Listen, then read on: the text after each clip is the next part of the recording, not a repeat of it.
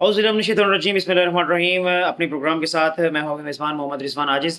नाज़रीन, अगर हमारे मुआशरे के हवाले से बात की जाए तो मुआशरा जो है हर गुज़रते दिन के साथ बेरारवी का शिकार होता जा रहा है, और आज एक इंतहाई अफ़सोसनाक किस्म की जो ख़बर है वो आपके साथ शेयर करने लगा हूँ, जो हाफ़िज़ाबाद से है। जहाँ पर एक उस्ताद ने, जो कि मुअल्लिम है, उसने अपने शागिर्द को मुबैय्यना तौर पर बदफ़ेली का निशाना बना दिया है। गवर्नमेंट एलिमेंट्री स्कूल डेरा हयात में ये बदफ़ेली का वाक़या जो है वो पेश आया है। इसमें आपको तफ़सीलात से आगाह करें कि हफ़्तम जमात का 7वीं क्लास का स्टूडेंट है, माइनर सी उसकी एज है, जिसका नाम है जी रोमान अली राना।